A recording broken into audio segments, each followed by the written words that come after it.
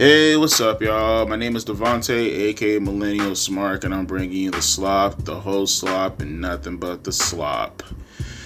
Oh boy. So, apparently Ricochet has some words to say, right? Leave it up to the AEW fans. Oh, I'm sorry, the wrestlers. I get them kind of confused sometimes. They constantly have to go out of their way to undercut all their momentum by saying the stupidest shit possible. And at what point do we not call out the? Are we still doing this whole dumb shit, revisionist nonsense as far as pretending as if Ricochet is, using a character in order to get underneath the skin of the marks? We're working the boys. We're working the marks. At what point? I feel like you're being worked in itself if you can't notice the fact that Ricochet is legitimately just saying what he wants to say and then hiding behind the fact that he's playing the character. Like, this is just his true feelings. Are we still doing the whole character bullshit? Okay, sorry, just trying to meet the consensus of the majority of the people who actually have a fucking brain. But Ricochet went out of his way to point this out, okay? So, first and foremost, Sean Ross Sapp captured a picture of R-Truth when he returned last night to Money in the Bank by saying, "I have chills." They listened. And then Ricochet responded underneath that quote tweet, or not quote tweet, but the caption, by saying, "I remember when Tony changed Mina's music back to her original music, and the fans shit on him saying," and I quote, "Tony lets the fans make decisions. But now, when an entire company hires someone back, it's, aw, we got worked. Ha ha, a bunch of mental patients." By the way, because there's so many people underneath this comment saying things such as, "Yeah, the feds, man. The feds. All of them, they're a bunch of hypocrites. Oh, goddamn fetties. Oh, they're fetty wop. Just their careers are actually relevant still. Yeah, the fans, they're more relevant than Fatty Wop. Fat fans." I don't... First off, you idiots. One of my biggest pet peeves, I hate this misnomer. A hypocrisy is not a double standard. A double standard is what you are actually referring to. A hypocrisy or a hypocrite is someone who does not practice what they preach. Okay? Example. A hypocrite is someone who says, "Yeah, a greener earth is a better earth," but at the same time, they're some of the biggest contributors to climate change, right? They're the ones who are, burning fuel when they drive their cars or getting on trains or whatever the case may be. They're the ones wearing fur coats or all this other kind of shit. They're the ones who are legitimately contributing the most, or at the very least engaging in practices that contribute the most to carbon emissions or whatnot. That's a hypocrite. They say one thing that they think they believe, but in reality, they're doing the most destructive things possible that completely undercut the thing that they believe. Whereas a double standard is saying that you have a preference, but at the same time, there's something else that's occurring, and that preference that you have for this one thing does not fit a different thing that legitimately happens to be very, very similar, if not the exact same thing. For an example, what Ricochet is pointing out right here. Because let's break this down. Let's talk about the argument in itself before people are like, Ricochet's a retard, right? Let's actually analyze what he's saying, right? Let's not come to conclusions. So the basic premise of what Ricochet is trying to put across as far as why he's calling people or stating that people are having a double standard at the moment is that, okay, fans, when they push Tony Khan to a decision, it's Tony's a mark for listening to fans make decisions on his behalf, right? Whereas on another company, fans who are asking for truth to come back got their answer, got what they wanted by pushing back and making Triple H a mark for listening to fans. The only problem with that, even though from a surface level standpoint, I see where he's coming from, right? The basis of the argument is both sides. Why is one preference in a certain way, but the other side is preference in a different way? Although fundamentally I can see where he's coming from as far as stating the double standard, now you have to talk about the things that the foundation is holding up to see whether or not the argument can be comparable, right?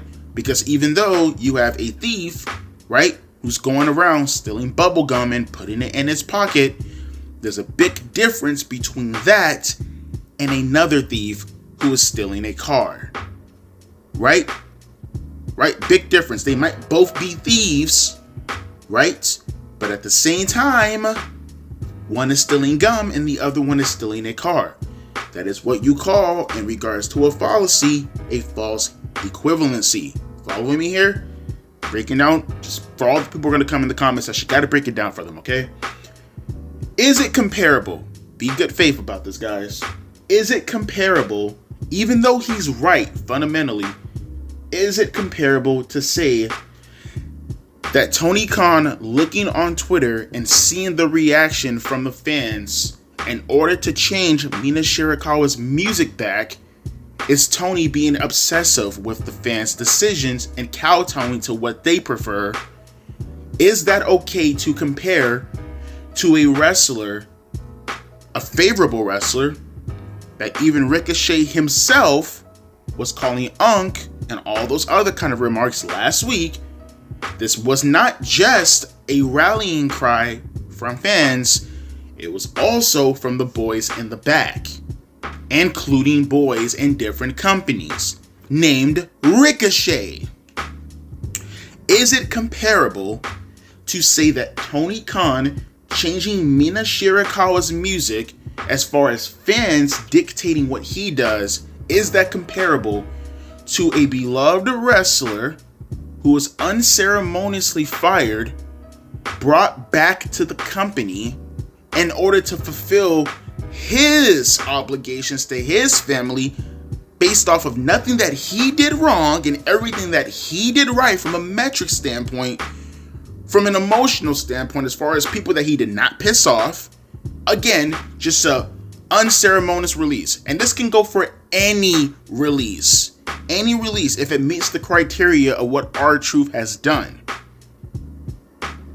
Is it fair to say that that rallying cry from those fans, from those wrestlers, from wrestlers like you in different companies, from EVPs, from everybody, not EVPs, excuse me, executives in general, like Bro Dog, for an example, is that a legitimate comparison?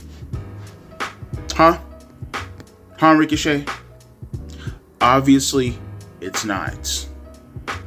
You see, this is that bad faith engagement that I have seen countless of times from wrestling fans. It's the same people that just can't logically sit back and be nuanced for anything. You know how many people are like legitimately, and the sad thing about it, from a behavioral standpoint, you can see what they're attempting to do. I think most people see it, but they just can't put it into words. I even have a hard time sometimes putting it into words, right? But for an example, clearly what happened here in regards to R-Truth, right? He was legitimately released. Maybe not say released. Maybe that's not the right word, right? He was not going to get his contract renewed. Let's say it like that, right? We are not going to go into the backstory as to whether or not, his contract was, lowballed or whatever the case may be, and he turned it down. Not too familiar with the details to want to explain it or talk about it. Don't even have an article directly in front of my face. Don't want to discuss it even further. Let's just stay on topic so we don't get lost in the sauce here. His contract, for all intents and purposes, was not going to get renewed. Facts, right? Allegedly, on Friday, he got a new contract. More allegedly, apparently, he was supposed to be brought back even earlier than that. But he ignored a bunch of workers trying to, or I don't know, EVP, executives, whatever. He ignored them trying to get him to come back to the table. Eventually, Nick Khan was able to talk to R-Truth directly to come up with a new contract. 9 times out of 10, it most likely came not just from the rallying cries, but because of that tweet that he put out when he got released that has damn near 300,000 likes. Probably one of the most liked tweets from a wrestler in history. That was the response. And then they kept it under wraps this weekend. And then R-Truth came back and did what he did. That's the nuance. Okay? The nuance is it was a shoot. None of this was planned. Everything that happened this week, none of this was planned. None. Nada. Zilch. We got worked when they brought him back and said nothing and kept us in the loop, or kept us out of the loop, making us believe that he was still worked. Yet you have wrestling fans who are not nuanced at all, who are legitimately saying things like this was Triple H's entire plan the entire time. They bring up things like R-Truth's merch and Rhea Ripley wearing it, and apparently this was some of R-Truth's older merchandise. The merchandise that you see that is on WWE shop right now, that was his older merchandise. His son, his own son, coming out and saying that Triple H is lying. And how he had to take that post down, but he kept up another post saying that he's happy that R-Truth got a new contract, his dad.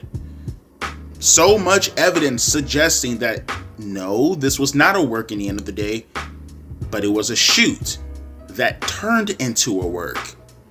There is no nuance at all within the IWC.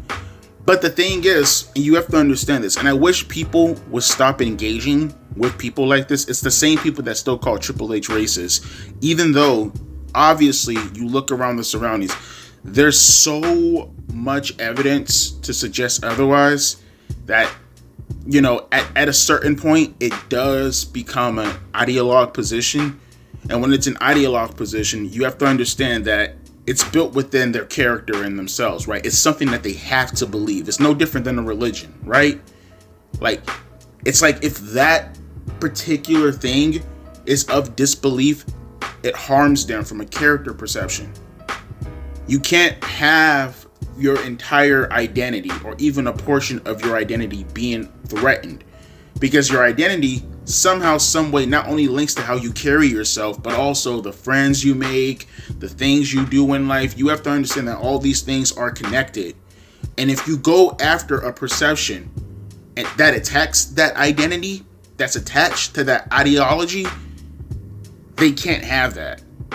So they're even willing to go out of their way to pretend that the surroundings does not exist. Truth does not matter, and no pun intended, but truth does not matter to these people. They do not care about the truth. Once again, no pun intended. What they care about is being right. Like, notice last night, as soon as I seen R-Truth come back, I caved. I have no problem. I have no attachment to anything but the truth. I don't have attachment to an identity. I don't have attachment. I may believe in certain perceptions in regards to something that can make up an identity, but my identity isn't who I am. The only thing I care about in the end of the day is what's true and what's false. And I need to know what's true so I can hold on to that truth, and I can use that to build an appropriate identity that's only entangled in truths. These people do not care. They don't care about whether or not this is a work, because they already came up in their mind that this was a work to begin with. So any little small thing that proves that to be the case, that's it. And bear with me, because this ties all back in with Ricochet in the end of the day. Anything from the race hustlers to try to disprove Triple H being racist and all this other kind of, no matter what the surroundings suggest, no matter what wrestler happens to be on the roster, they will go beyond, above and beyond. Take things such as events that happened 30 years ago. Some of them weren't even born for. And if they were born, I can tell you they did not react in the manner of how they reacted in 1998 compared to how they reacted today. But that doesn't matter, because the event happened and it coincides with today's vision as far as microaggressions. And therefore you can use that to prove your point. Even though there's no validity that Triple H feels the exact same way doing a joke 30 years ago as to how he feels today. It goes well and beyond. Again, you have to stop engaging with these people. Until they can be good faith, there's no point in a conversation. There is no conversation to be had with these people. They don't care. They don't care. They don't care about anything that you have to say. They barely even read your comments. They read maybe the first 3 or 4 things, make a new comment, and they want to get their point across. They don't care. There is no such thing as a conversation. That's one thing that you guys have to understand. It's all politics in the end of the day. It's politic brained. And it relates back to Ricochet. Because in the end of the day, Ricochet is exactly the same way. All the wrestlers who have to come up here and, project all these notions from this and from that and for this and for that, for this and for that. In the end of the day, you have to understand the things that Ricochet says, the false equivalencies that he likes to make. You do understand that every last bit of it comes from a place of insecurity, right? Ricochet hates the fact that he grew up the way that he looks. The long hair, the buck teeth, the straight up hillbilly look. And he grew up. Is that what they call it nowadays? Glow up, whatever the fuck it's called. Growing up and your the way you look, it just elevates compared to how you look when you were younger. And Ricochet got himself to look like a ladies' man, right? No, did he? He tried, and he succeeded in that notion. So now he feels that, okay, well, if I can do that, I can do anything. Right? He doesn't like being called bald. You think he does not like being called bald? But he accepted it. And now he uses it in order to cope. He does not like the fact, that same attitude, he does not like the fact that he did not succeed in the manner of how he should have or what he believed he should have succeeded in WWE. I bring up the appearance to show you that it's the same attitude. It links itself. He is very, very insecure. He does not like the fact that he did not succeed in WWE. In any chance, no matter how nonsensical it sounds, he will use and attempt to use to go after WWE in every shape, way, and form. And the thing about it that no one is really starting to understand in regards to this whole character stuff that he's trying to put on as a front, as a facade to pretend as if that's not the case, is that this is the perfect shield. The character gives him a shield to do something else that he's been willing to do for the longest, as a shield to protect his insecurities. It's a shield on top of a shield protecting him for the thing. It's like a damn star with gases surrounding the core. It's so thick that you can't see it. It's really, really embedded inside there. But when you actually enter all that cloud and gases, and if you can make it all the way to the middle, you can see that core. The core of all this to Ricochet is the fact that the man is highly insecure. Don't let him tear you down as far as how you feel about R-Truth and all this other kind of stuff. In the end of the day, that's where it stems from. He's highly insecure, and hell, even to a certain degree, I wouldn't even be surprised if the dude was somewhat jealous of the fact that R-Truth, a complete joke in professional wrestling, a guy who can't do a 450 like me, can get all this fan adulation, come back and be super duper adored, while this bald-headed goober's over here in AEW having to tweet out about him. That's what it is in the end of the day. Don't let anyone else tell you anything differently. But let me hear your thoughts down in the comment section below in regards to how you feel about the video today. Any remarks that you would like to bring up. Maybe Ricochet has done the exact same thing that goes outside of what happened with him and R-Truth as far as the quote tweeting in, "I love you, uncle, you're the best uncle in the world, uncle, I love you, please, uncle, I love you." But then, come back and say, "The fans are the reason why he got rehired. You guys have such double standards." As if you weren't a part of that fan group who were very vocal that got him hired. Please, oh please, if anyone has any other situations in regards to Ricochet, or even AEW for that matter, because if they do, it would be nice if you call out your own company. Of course, you won't do that. Bring it up in the comment section below, or if you want to go deeper into the topic, we can do that also. But I'm going to get the fuck up out of here, and I'm going to let you guys do my work for me, which is boost me in the algorithm. My name is Devontae, aka Millennial Smart, and I'll be catching you fine folks later. La deuces and a P ice.